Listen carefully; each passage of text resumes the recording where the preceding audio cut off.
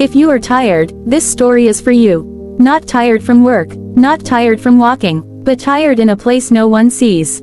There are people listening right now who still believe in God, still try to do right, still wake up every day and show up for others, yet inside, they feel empty. The kind of tired that sleep does not fix.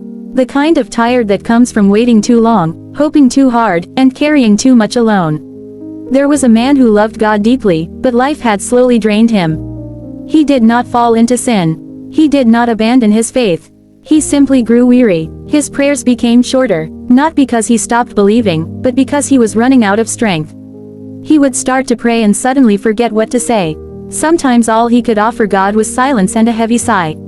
People around him thought he was strong. They admired how he never complained, how he kept going even when things were hard. But they did not know how many nights he lay awake staring at the ceiling, asking questions he was afraid to say out loud. How long, Lord? Did I miss something? Did I do something wrong? He remembered the promises of God. He remembered the scriptures that once burned in his heart. But now, they felt distant, like letters written to someone else. One evening, after another long day of pretending everything was fine, he sat alone in his room. The noise of the world faded, and for the first time in a long while, he allowed himself to be honest. God, he whispered, I am tired. Not angry, not demanding, just tired. He did not ask for blessings. He did not ask for miracles. He did not even ask for answers. He only said, I don't know how to carry this anymore. That night, he fell asleep with tears still on his face. In his dream, he found himself walking on a long, narrow road. The road stretched so far ahead that he could not see where it ended. The sky above was dim, neither dark nor bright, like a never-ending evening.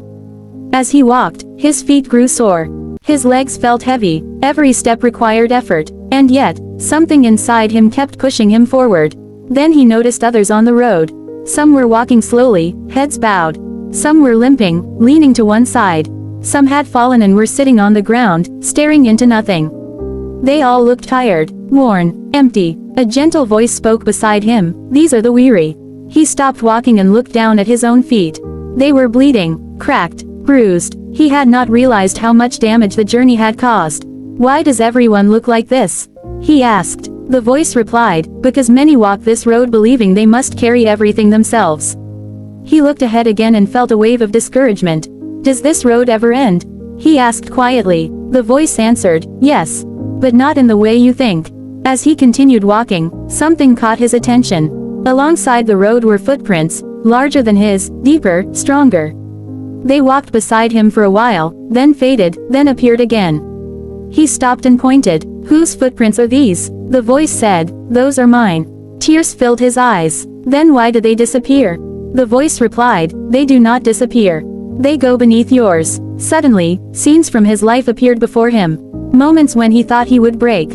Moments when he cried alone. Moments when he almost gave up but somehow made it through. He realized something painful and beautiful at the same time. He had not been walking alone. He had been carried more than he knew. I felt abandoned, he said softly.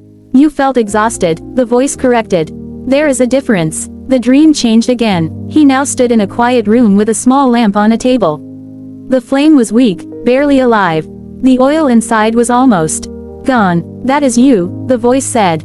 Not broken, not finished, just empty. The man watched as fresh oil was poured into the lamp. Slowly, patiently, not rushed, not forced. As the oil filled the lamp, the flame grew stronger, steadier, brighter. You have been pouring out love, faith, patience, and strength, the voice said. But you stopped coming to be filled. I thought resting meant quitting, the man replied. No, the voice said. Resting means trusting me enough to stop striving. The man fell to his knees, overwhelmed. What if I'm too tired to be strong? The voice answered, then let me be strong for you. He woke up with tears still on his face, but something had changed. The weight was still there. His situation had not magically disappeared. His problems were still waiting outside his door. But the heaviness in his chest was gone. That day, he moved differently. He stopped rushing. He stopped comparing his journey to others. He stopped feeling guilty for being tired. He prayed shorter prayers, but more honest ones. He rested without shame. He trusted without forcing. And slowly, strength returned. Not the kind that shouts. Not the kind that proves something. But the quiet strength that wakes up and keeps going. The tiredness did not disappear overnight. That surprised him. He had expected that after the dream, everything would suddenly feel light again. That strength would rush in like a wave and wash all the heaviness away. But morning came, and his body still felt slow. His mind still carried questions. Yet something was different. The tiredness no longer felt empty. It felt watched, held, as if he was not carrying it alone anymore. As days passed, life tested him again. The same responsibilities, the same pressures, the same people who expected him to be strong. But now, when the weight pressed down on his chest, he paused instead of pushing harder. He whispered short prayers throughout the day. Not desperate ones, honest ones. God, I feel it again. God, I need help right now. And every time he did, the pressure eased, sometimes only a little, but enough to breathe. One evening, after a particularly heavy day, he asked a question he had avoided for years. God, why do you allow weariness? The answer did not come immediately. That night, sleep took him again, and the dream returned. This time, he was standing in a field at night. The sky above was filled with stars, but the ground beneath him was dry and cracked. He knelt and touched the soil, it crumbled in his hands. A voice spoke calmly, "Do you know why the ground must rest?" He shook his head, "So it can produce again." The scene shifted. He saw land left untouched for a season. No planting, no harvesting, just rest. Even the earth, the voice said, was not designed to give endlessly. He looked down at his hands. They were rough, worn. "You have been faithful," the voice continued. "But faithfulness without rest leads to dryness." Tears filled his eyes. "I was afraid to stop," he said. "Afraid everything would fall apart." The voice replied, "Some things fall apart because you never stop." The dream deepened. He saw himself running on a long path, carrying heavy bags labeled responsibility, expectation, guilt, and fear. His back bent under the weight until he collapsed.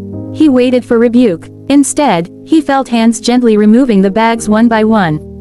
"These were never all yours to carry," the voice said. He looked up and asked, "Then why did you let me carry them so long?" "Because you believed you had to," the voice answered. "And I waited for you to let me help."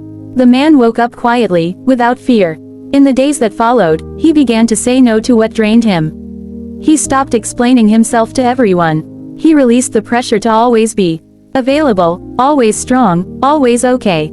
And something unexpected happened. Joy began to return, not loudly, but gently. Peace followed, not perfectly, but consistently. Then came the hardest moment. A day arrived when he felt tired again, just as deeply as before. For a moment, fear rose in his chest.